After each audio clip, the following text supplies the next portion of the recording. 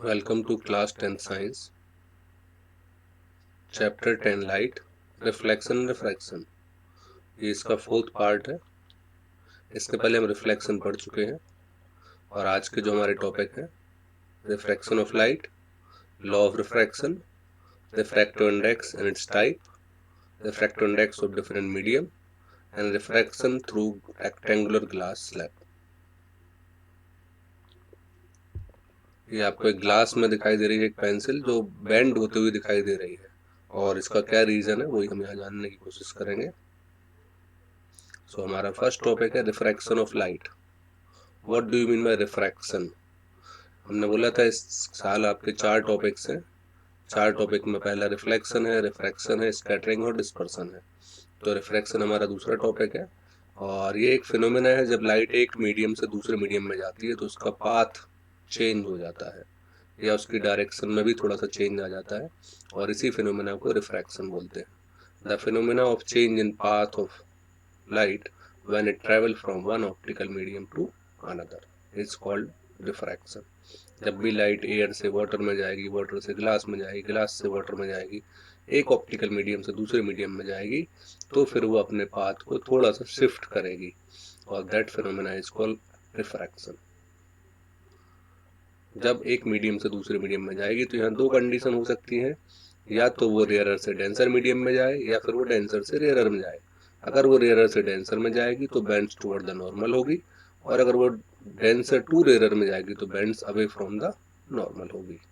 अगर वो एयर से वाटर में जाती है या जैसे डायग्राम में दिख रहा है, अगर वो एयर से ग्लास में जाती है तो बेंड्स टुवर्ड द नॉर्मल हो चुकी है और जब वो दोबारा ग्लास से बाहर एयर में जाती है तो फिर वो डेंसर टू रेयरर है तो bends away from the normal, normal से थोड़े से दूर हट गई है।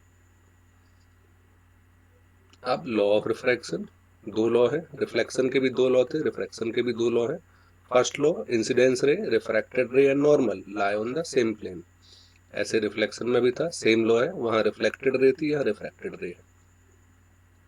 सेकेंड लॉ, ये लॉ थोड़ा सा डिफरेंट है।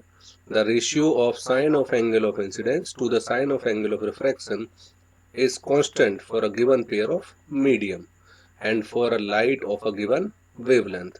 इसको हम स्नेल्स लॉ भी बोलते हैं और इस कांस्टेंट को रिफ्रैक्टिव इंडेक्स भी बोलते हैं। The ratio of sine of angle of incidence मतलब i to the ratio of sine of angle of refraction मतलब साइन आर, ये जो दोनों होंगे sine i upon sine r, ये किसी भी मीडियम के लिए कांस्टेंट होंगे, किसी भी पेयर ऑफ मीडियम के लिए, और जो कांस्टेंट आएगा वो म्यू से शो किया जाएगा और उसको रिफ्रैक्टिव इंडेक्स बोलते हैं। अब रिफ्रैक्टिव इंडेक्स के भी दो टाइप होते हैं, एक रिलेटिव रिफ्रैक्टिव इंडेक्स होता है और एक एब्सोल्यूट। सो पहला है रिलेटिव रिफ्रैक्टिव इंडेक्स, मतलब जब रे ऑफ लाइट किसी एक मीडियम से दूसरे मीडियम में जाए तो जिस मीडियम में जा रही है उसका रिफ्रैक्टिव इंडेक्स है और जिस मीडियम से आ रही है उसके रिस्पेक्ट में, जिस मीडियम में लाइट जा रही है उसका रिफ्रैक्टिव इंडेक्स है और जिस मीडियम से आ रही है उसके रिस्पेक्ट में। और फॉर्मूला फिर वही है, the ratio of sine of angle of incidence to the in first medium to the sine of angle of refraction in second medium is called refractive index of second medium with respect to first medium. इसको μ21 या 1μ2 दोनों तरीके से show कर सकते हैं। जो पहले लिखा है उसका रिफ्रैक्टिव इंडेक्स है μ21 में और 1μ2 से मतलब फर्स्ट मीडियम से सेकंड मीडियम में जा रही है, first medium to second medium. Formula sine i upon sine r Snell's law भी कहलाता है। और इसका एक और फॉर्मूला बनता है स्पीड ऑफ लाइट के टर्म में, the ratio of speed of light in first medium to the speed of light in second medium is called relative refractive index of second medium with respect to first medium. μ21 या 1μ2 लिख सकते हैं, that is speed of light in first medium upon speed of light in second medium. इसको हम v1 upon v2 भी लिख सकते हैं और अगर हम रिफ्रैक्टिव इंडेक्स के टर्म में लिखेंगे तो इसको μ2 अपॉन μ1 भी लिख सकते हैं। हमें एयर और वाटर का रिफ्रैक्टिव इंडेक्स पता है तो हम एयर रिलेटिव टू वाटर या वाटर रिलेटिव टू एयर भी निकाल सकते हैं। अब सेकंड आता है एब्सोल्यूट रिफ्रैक्टिव इंडेक्स, मतलब जब पहला मीडियम एब्सोल्यूट जिसको हम वैक्यूम या एयर बोले और उस मीडियम से किसी मीडियम में लाइट जाए तो that is called absolute refractive index. When a ray of light travel from vacuum or air to the given medium, then the ratio of sine of angle of incidence to the sine of angle of refraction for a given medium is called absolute refractive index. इसका दूसरा formula उसी तरीके से बन सकता है। पहला formula तो mu equal to sine i upon sine r हो जाएगा।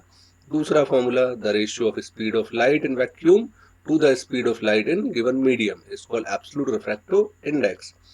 Mu equal to speed of light in air upon speed of light in vacuum, और speed of light in air को हम c से शो करते हैं, तो c अपॉन v, और c की वैल्यू 3 इंटू 10⁸ मीटर पर सेकेंड फिक्स है। अब refraction through a parallel glass slab. अगर रे ऑफ लाइट किसी ग्लास स्लैब से पास होती है, एक एक्टिविटी भी है, एक ग्लास स्लैब से रेक्टेंगुलर पैरेलल ग्लास स्लैब हम लेंगे और उससे लाइट को पास करेंगे। तो जब लाइट पास होगी तो लाइट उससे जब वो एयर से ग्लास में आएगी तो बेंड्स टुवर्ड द नॉर्मल होगी, और जब ग्लास से वापस एयर में जाएगी तो bends away from the normal होगी। इन दोनों के बीच में लॉ ऑफ रिफ्रैक्शन तो फॉलो करेगा ही, साथ में दो कंडीशंस और फॉलो करेगा। इसमें एक कंडीशंस होगी कि दो इमर्जेंट रे होगी that is parallel to incidence ray होगी, जो लास्ट में रे निकल रही है वो इमर्जेंट रे है और वो इंसिडेंस रे के पैरेलल होगी हमेशा।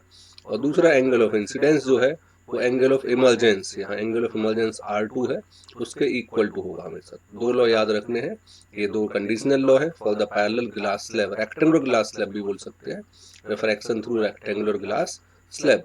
तो रेक्टेंगुलर ग्लास स्लैब से जब पास होगा तो emergent ray is parallel to incidence ray and angle of incidence is equal to angle of emergence. कुछ और पॉइंट्स आपको याद रखने हैं। रिफ्रैक्शन में वेलोसिटी और वेवलेंथ चेंज हो जाती है लाइट की, लेकिन फ्रीक्वेंसी और फेस कभी चेंज नहीं होता है, इसलिए frequency is the fundamental property of wave. अगर हम बोले वेव की फंडामेंटल प्रॉपर्टी क्या है तो फ्रीक्वेंसी है, अगर फ्रीक्वेंसी चेंज तो वेव चेंज। और इसके टर्म में अगर हम रिफ्रैक्टिव इंडेक्स का मीडियम को देखें तो CA मतलब speed of light in A medium to the speed of light in m second medium, या lambda A upon lambda m wavelength के टर्म में। बहुत सारे रिफ्रैक्टिव इंडेक्स हैं, डिफरेंट मीडियम के होते हैं, इनमें से आपको कुछ मीडियम्स के याद रखने हैं। जैसे एयर का अप्रोक्सीमेट 1 लेते हैं, 1 वैक्यूम का होता है, एयर का 1.0003 होता है।